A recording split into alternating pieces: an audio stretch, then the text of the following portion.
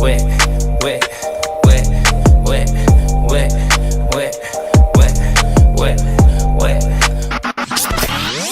It all began, God, it sounds like I'm going to tell a really long story.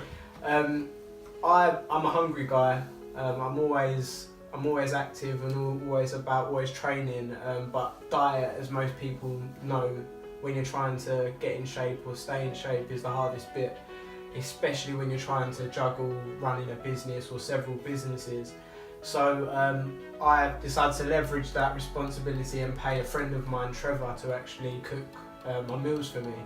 So because you was training at the time when you started Winnie's Meals, weren't you?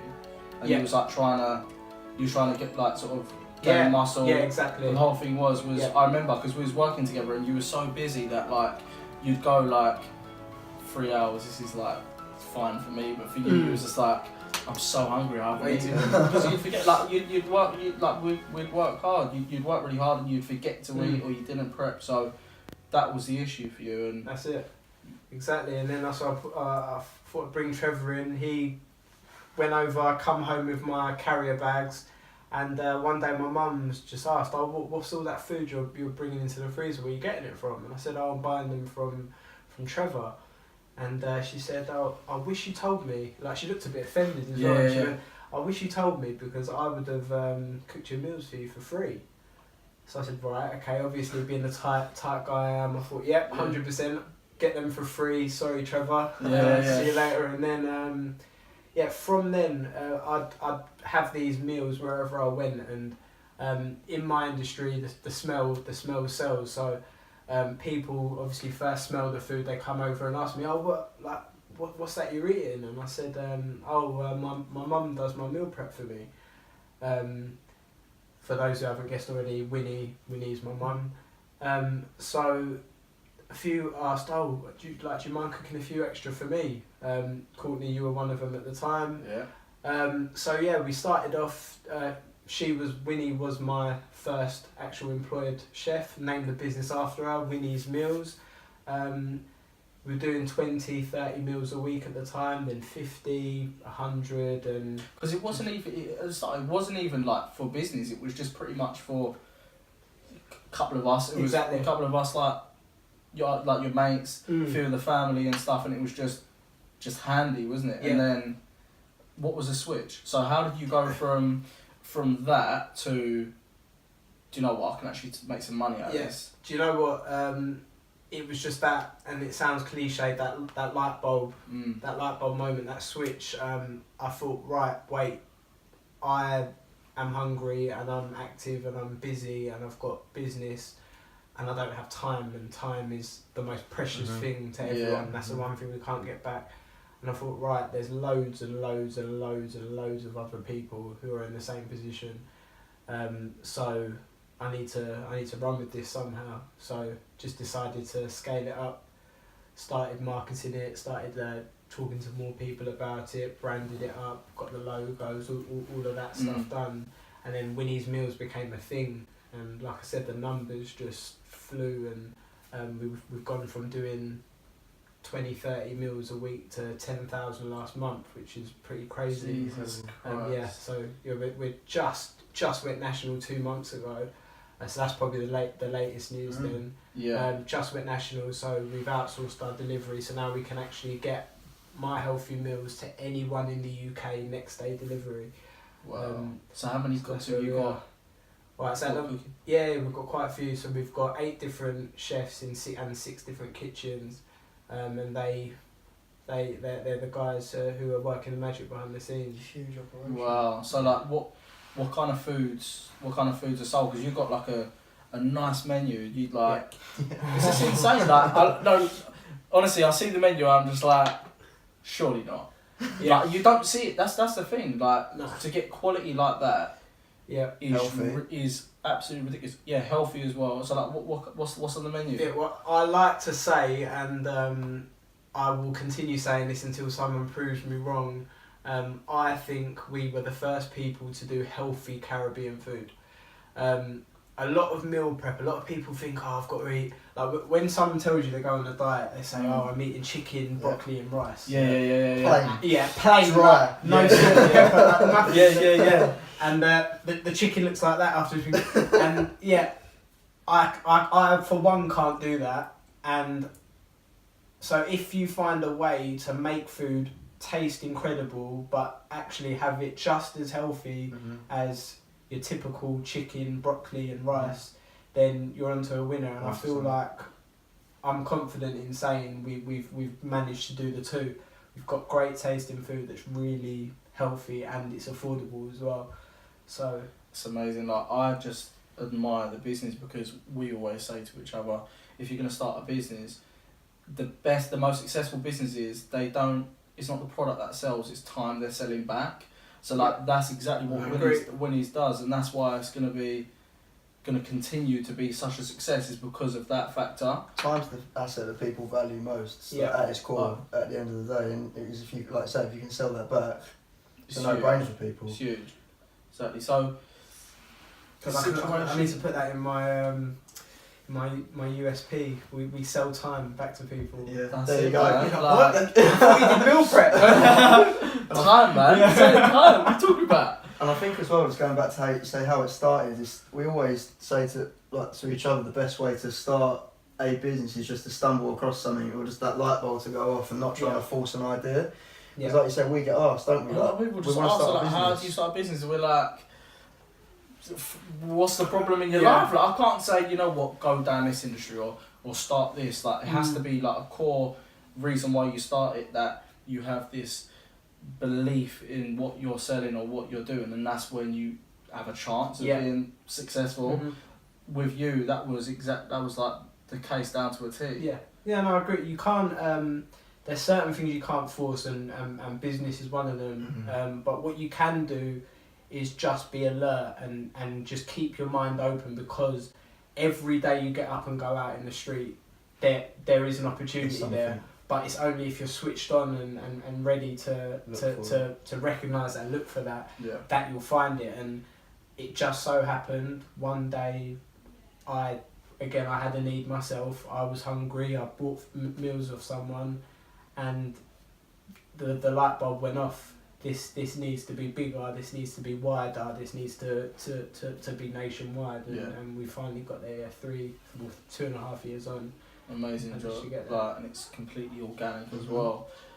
I want to ask you a question though. So, you was on Instagram getting trained by Tony Sims. The boxing side of things. What's going on? What's going on? Like, explain that, because when I see that, I was just so confused, because nobody gets Tony Sims training, and I was just confused.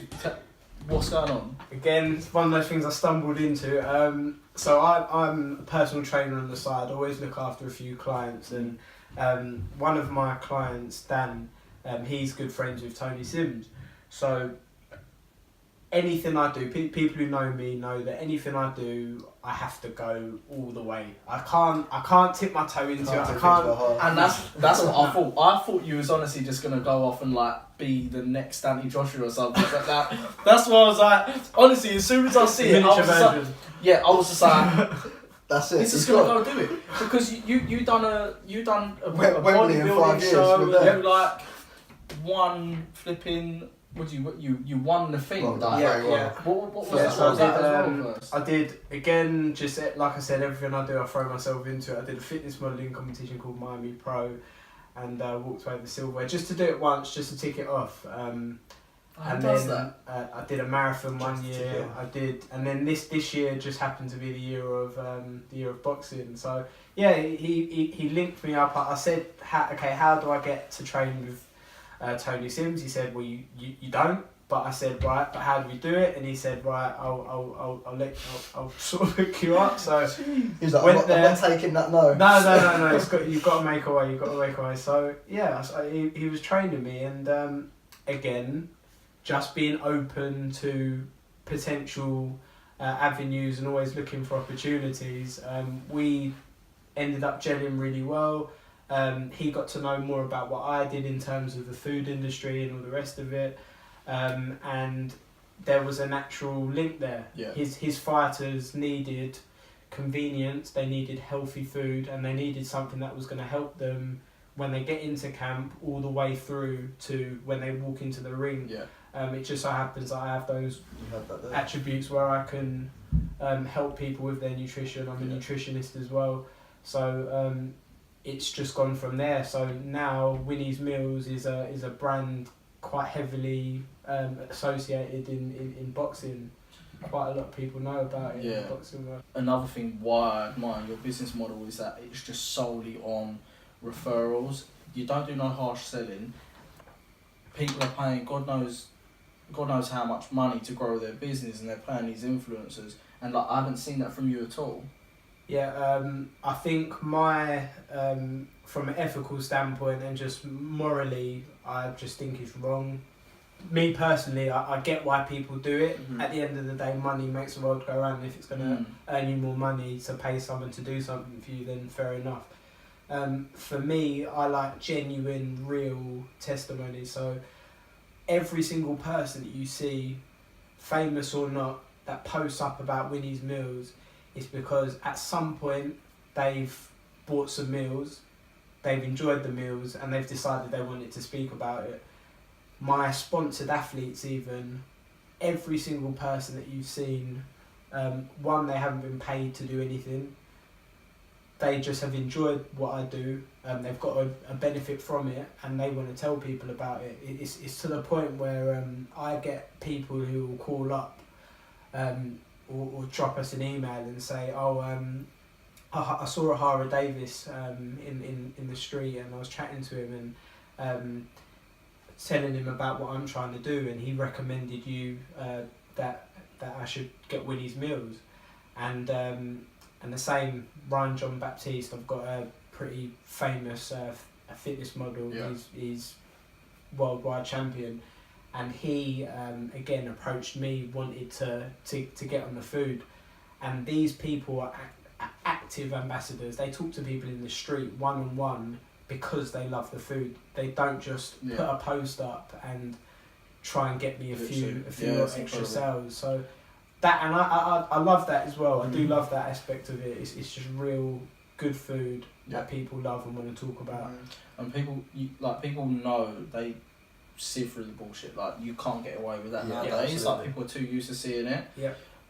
So who have you got? Who have you got at the moment? Like on the meals. I know you've got a few boxes, and I want to know who. Right, so name and shame a few people.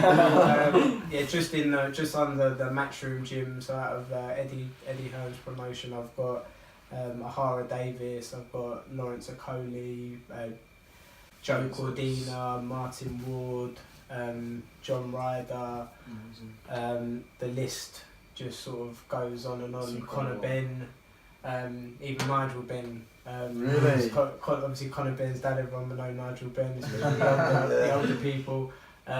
He comes around and picks up his meals whenever he's in the country because he lives in Australia. But yeah, it's just and then outside of that, there's in total just under 50 professional boxers that use our meals for their weight management.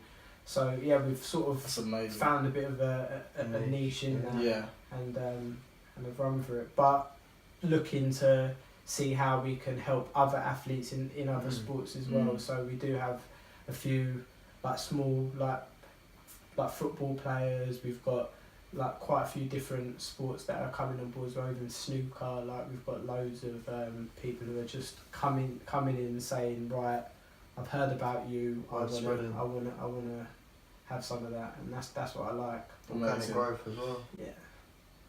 If you did decide to go down that route of paying these influencers, where do you think your brand would be if you aggressively went at it?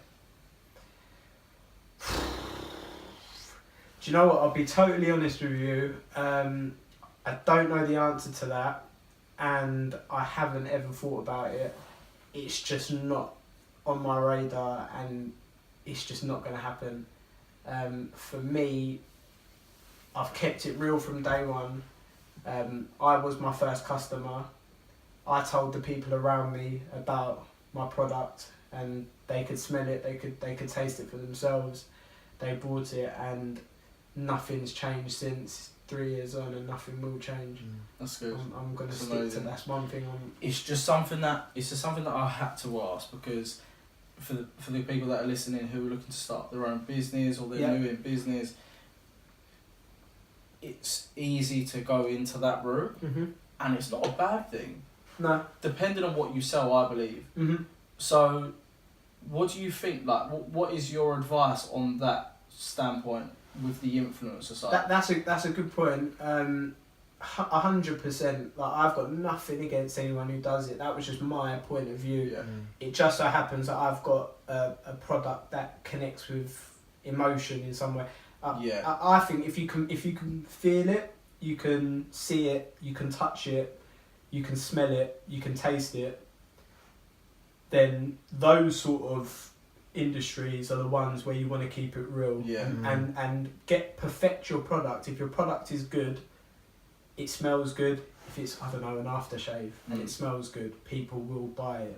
If it's food and it tastes good, people will buy it. If it's a painting and it looks great, people will buy it. It's ticking the right boxes in your industry, isn't it? So I think if you've got one of those products that calls on one of those senses, if you like, or multiple, I think they're the ones you want to sort of more keep it real. If you're in more of the services industry, I don't know, it's maybe a little bit different in technology or these sort of things, or clothing for example. A lot of these big sports brands.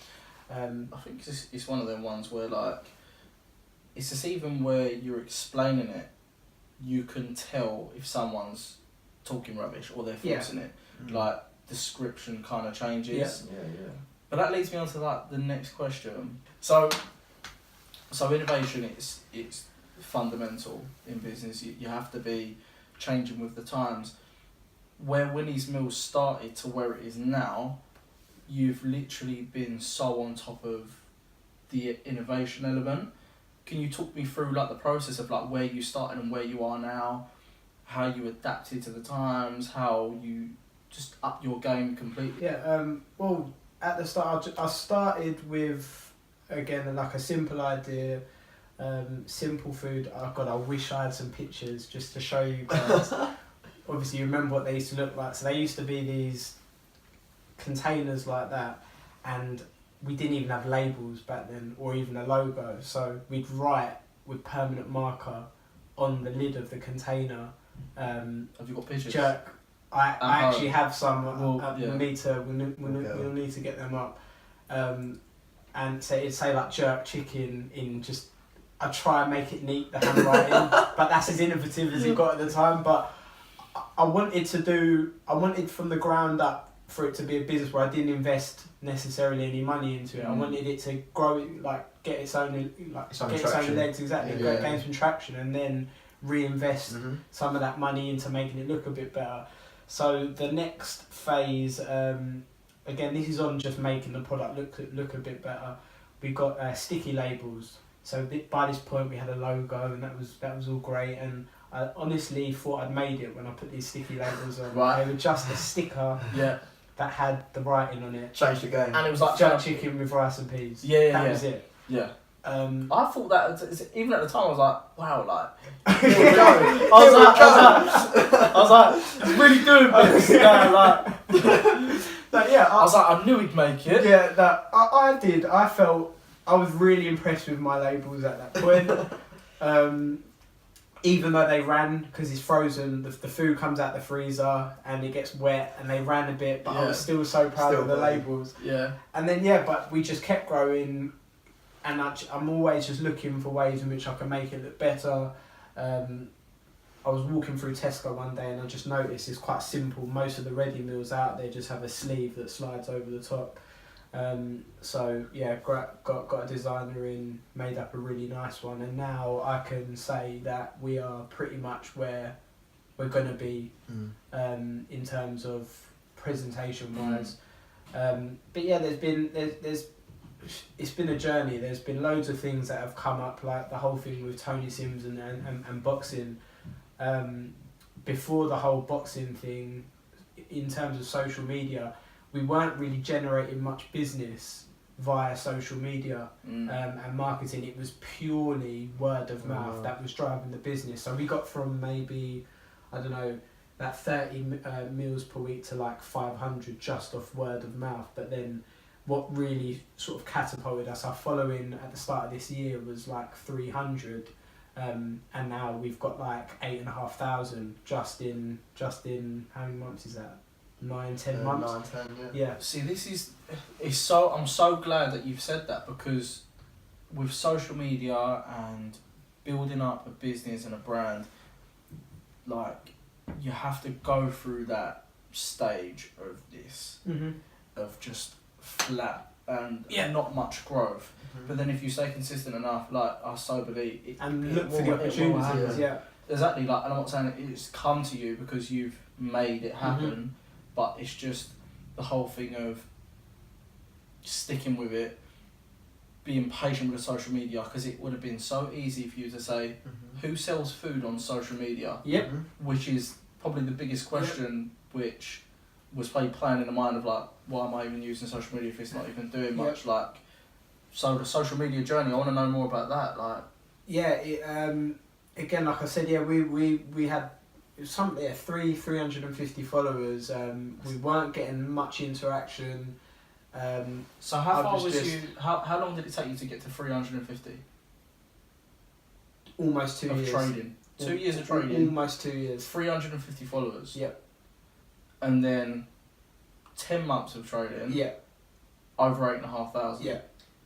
Ridiculous. Yeah, and it's purely, again, it's almost like, I'd say the social media thing, what it's given us is, it's almost like word of mouth but on steroids, because like word of mouth was earning me money before, and it, don't get me wrong, it got us from 0 to 500 quite in a relatively good space of time, but it needed more, and at the time I didn't really know what it was. I felt like I was doing social media, but it wasn't really giving me much in return, so I didn't put much into it. But then when I then got involved with these athletes or these people who were more in the public eye that were using the product as well, and talking about it, that really did move things along, and the inquiries and just the social at the moment, I think 90% of our traffic on the website actually comes from Instagram, and Instagram alone, and that's quite a crazy stat, because that's now telling me that really and truly almost 90% of my business wouldn't be there if it wasn't for Instagram. Yeah. Which is quite. And then, like before, it was just like it was bringing you in 10%, but that's totally flipped now. Yeah. That's insane. Yeah, it's incredible. That's literally just. But this is the thing is that you had the self-awareness and like the business awareness and the faith in social media that you just had to do it. It was that I don't want to don't want to tell you that's what happened, but was that what happened? Why did you stick with social media? Do you know what? I always read as much as I can into companies that are doing very well, or entrepreneurs that are very successful. When I mean very successful, I'm talking the millionaires, the multi-millionaires, the billionaires, and success does leave clues, and it's everywhere that social media is the thing. Like it's the thing that you need to do. Yeah. And you need to do it daily. Different platforms, you need to do it. I think Twitter, you've got to do it multiple times a day. You've got to tweet multiple times a day. Instagram once a day. Facebook, all the rest of it. And people wouldn't be talking about it so much if it wasn't true. So I knew I had to do it, so I would keep doing it until I cracked it. And I haven't by no means cracked it, because we've still got a hell of a lot of way to go. And social media, I know at the moment I'm lacking on Facebook. I'm not generating any business off Facebook at all. It's something like 1%. That's encouraging, knowing you've got room for growth though. Exactly. Really encouraging. And that's the thing. That's what kept me going. I'm glad you said that, because that's what kept me going on social media for 2 years without seeing much reward. Because I knew what I felt I knew, and I had faith that something was coming. was coming, and Definitely. and hopefully that is going to be with Facebook, because Facebook is the biggest platform. Yeah, that's it. It's like in terms of like testimonials for social media, because your testimonial for social media is like crazy. I never even thought about it until the other day. And it's what we tell people, because when I see you post up, it's like 8K. I was like, what's 8K? I said, what's 8K? Like, I didn't know what 8K was. Oh, you didn't realise the following? No, and I looked at it, I was like, fuck. Yeah. This is mad. It's I swear I looked at it the other day, it was like 5,000 or something. Yeah, we're gaining almost 100 a day. You're gaining 100 followers a day? Yeah, between anywhere from 50 to 100 a day. If I'm really active and doing something quite big, we'll touch 100 a day. It's that analogy of the only analogy where they say, you said about for the first 2 years you got 150. Yeah. And then in the short time after that, the next 10 months, obviously you're now at exactly. 8,500. It's that story about the guy mining for gold. Yes. And he doesn't know how close he is to the gold, but does he give up? But then if he gives up, he might have been that far. Exactly. Yeah. And like I said, I'm nowhere near where I want to be. Like the plans I've got, the potential ways Winnie's could go are just they baffle my brain. But so I'm thankful all the time to think that, like I said, that food that I'm eating, that food that I've been eating for 3 years is now on the map. Yeah, definitely. The mindset that you spoke about then about not being emotionally connected. I was just about to touch on that. Yeah, and you know, the entrepreneur mindset, to put into inverted commas. Do you feel that's something that, you know, can be taught, or that you kind of born with, and have you always had that? And you know, for you, where did it start? And do you know what? I don't think it's that deep. That I don't think you needed to be born with it or anything like that. I think just it's a common trait amongst loads of successful business people. They don't, like, even, right, let's go Simon Cowell with X Factor. Believe it or not, like, if X Factor went bust tomorrow, Simon would be probably upset for a couple of days, but he's already got another business lined up that he's already thinking about, that's in the pipeline. Business is business. It's just it's just money. That's what it is, and it sounds a bit crazy saying that, but you make the business. So just as you made that business, if it goes well, great, but then it's gonna go down. Well, then just as you made that business, make another one. There's gonna be another gap in the market somewhere.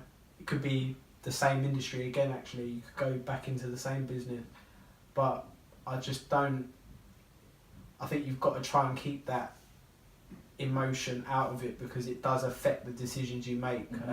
You can be in a business too long because of your emotions.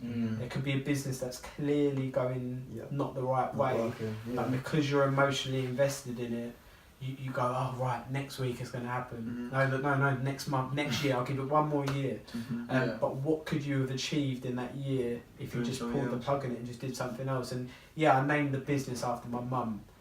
But by no means, if someone offered me X amount of millions now to buy Winnie's Meals, I wouldn't even. Where's the pen? I'll sign it straight. Can we change it to like just, change it to whatever you want to change it to? Yeah, Winnie's. I named it after my mum, not because of the emotional connection, but because I wanted the whole. You know, like Uncle Ben's, the home cooked. Yeah. I want people to know that and remember exactly that someone stood in a kitchen and put, and it sounds TLC, and their own hands, their work went into your food and made it the way that you have it in that container. It's not just in a factory and just being mass produced and being slapped in front of you like a lot of the processed rubbish that we can buy today. It's someone. Whether it be Maureen, whether it be Nicole, whether it be Joanne, whether it be Winnie, we've got all of these chefs who are actually, on a week in basis, they're cooking this food with a smile on their face because they love what they do and they love cooking, and that's what it's all about. Never actually thought of it like that. Amazing. Like the fact that it's just raw, isn't it? It's just like it's started from the home and it's very sentimental, and it's a lot better than saying the machines, Yeah. meals. Do you know what I mean? Like Yeah. it's very good. What's the motivation behind what you do? Like behind. Do you know what? I think that's one thing that I have had and I've had for a long time from when I've been in school. So when I was in primary school, I had to be the fastest, I had to be the cleverest. Like, I got into boxing, I had to train with the best trainer. Like, I had to go on stage and have the best physique. Like, there's just something in me.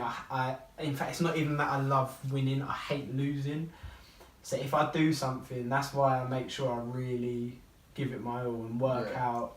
I want to learn from the people who are already smashing it, and then I want to copy their footsteps and try and make something. And yeah, what motivates me is I just get such a thrill from knowing that this thing 3 years ago, believe it or not, there weren't really any meal prep companies out at that time. No. It's only now that you really see loads of them all over the place. I just love the idea of knowing that started with a simple idea and we ran with it, and it's become something, and every day that does excite me. Yeah. Just health. I've got hundreds of people who say all the time, like, I feel like just that message of the food tastes great but I actually feel amazing. Yeah.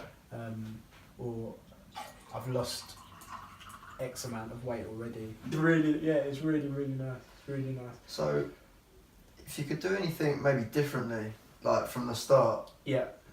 would you? Is there anything looking back that you think I would do that a bit differently now Yeah. with the knowledge you've gained? Good, Matt, that's a good question, and my answer is yes. There's one thing I would have done differently. That plateau stage that I told you about, which was probably for a whole almost about 9 months to a year. So it was in the transition from the second year to the third year. That time there, I think I stood in that position for too long.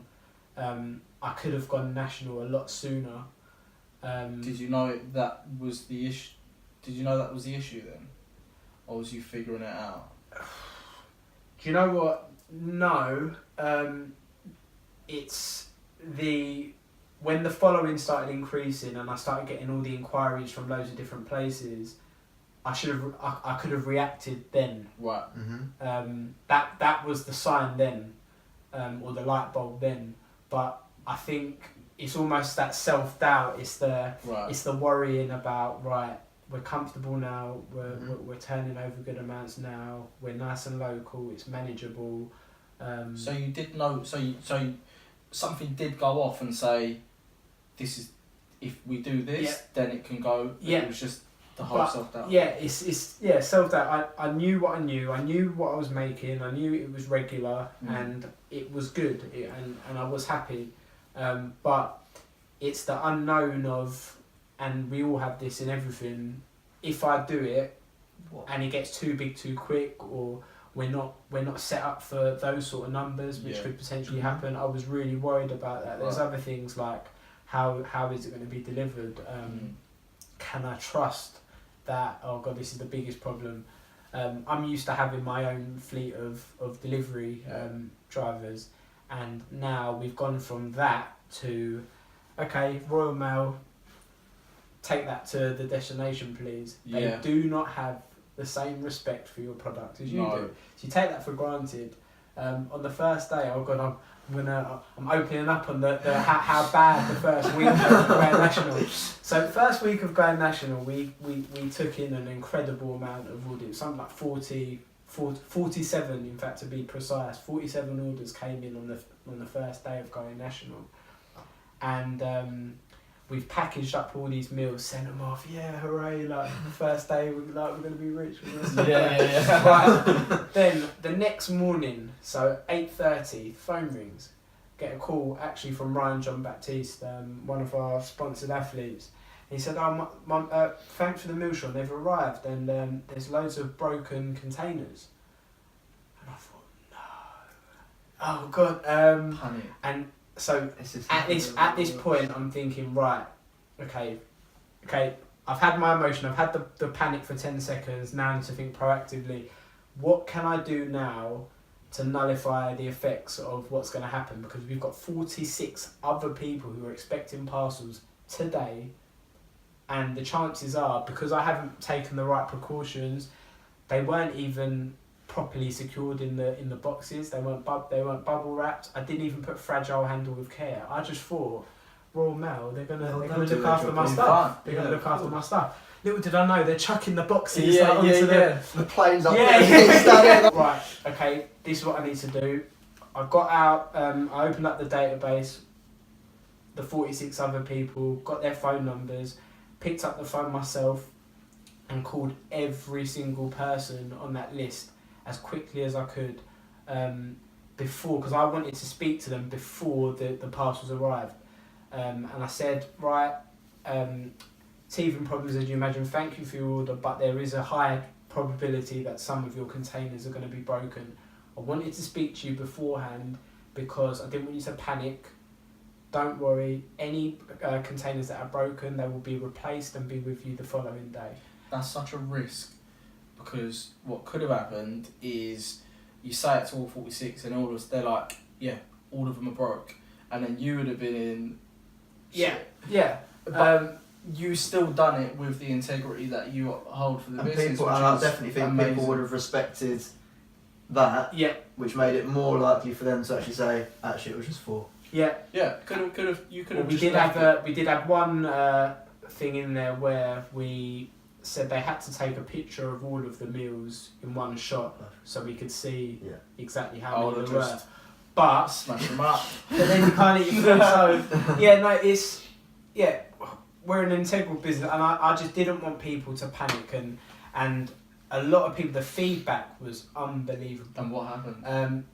For me, I think, and I always say when we fall, it's not about losing, it's about lessons.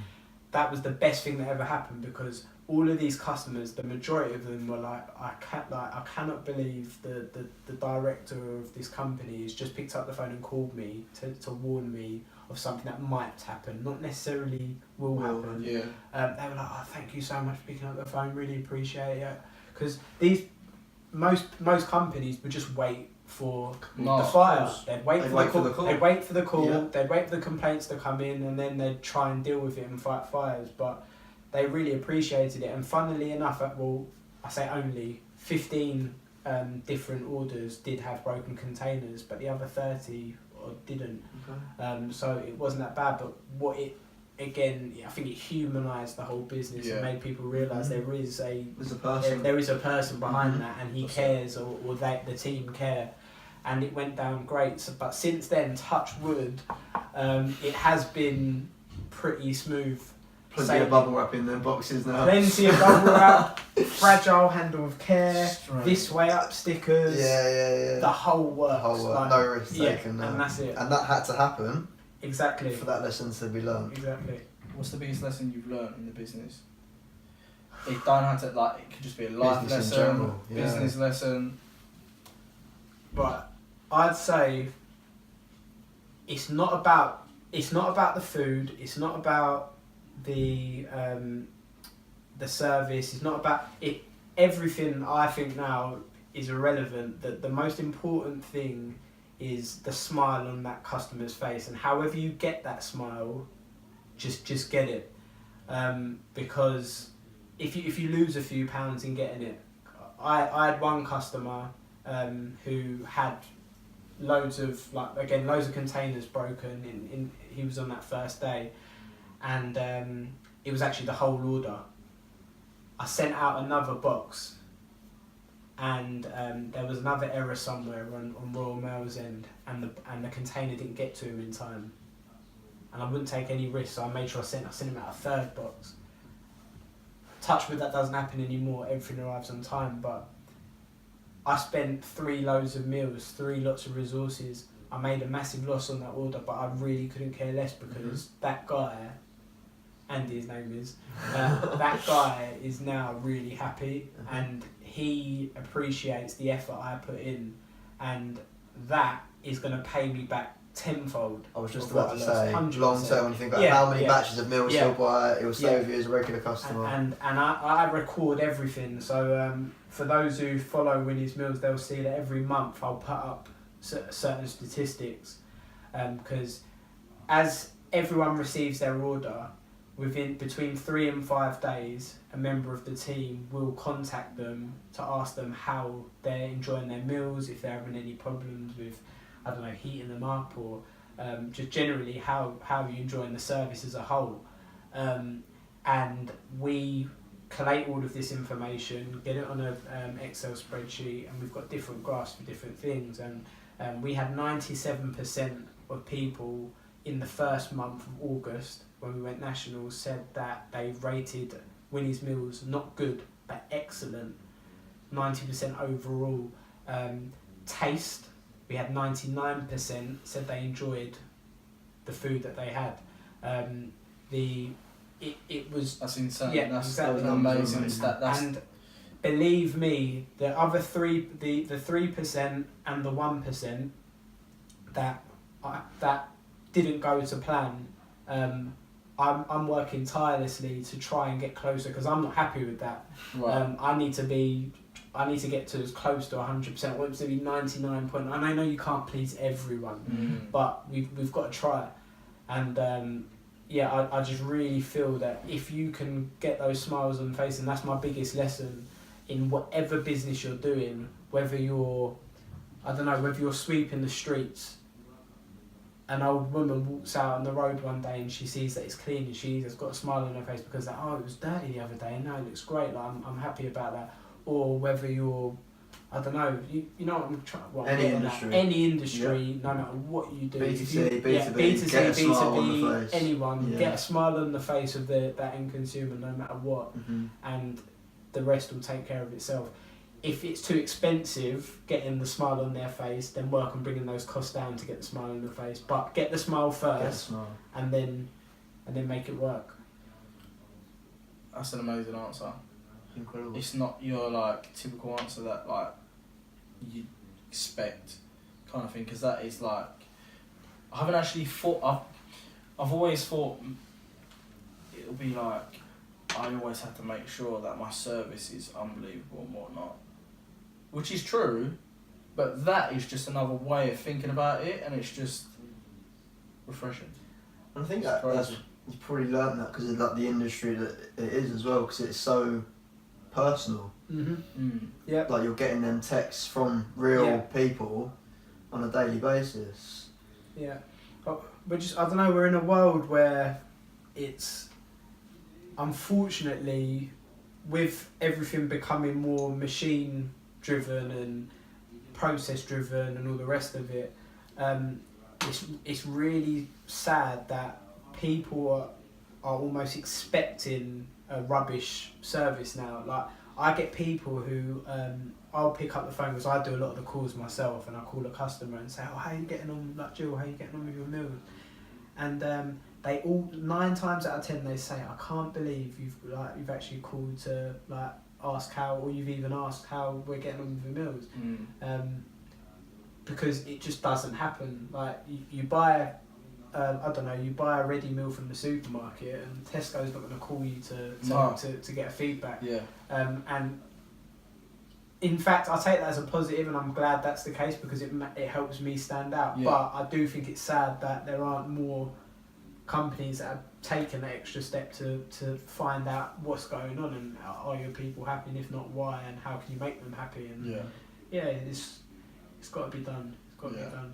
That's amazing. And I just wanted to ask. This is a question that we ask each other all the time.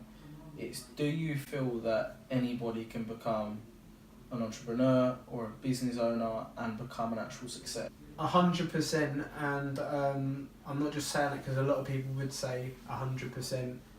The reason why I know this for a fact, is because all businesses is, and we said it before, all the successful businesses is seeing a little gap, a little niche, something that makes you think, yes, that will work.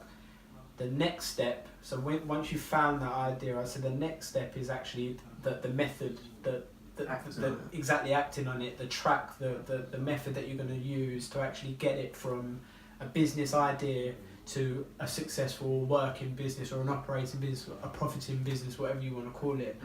And that step in between, you can know nothing about business, but it's not just about you, it's about the people around you. If you don't know how to get it from A to B, find the person who can and leverage off of their ability to obviously do so.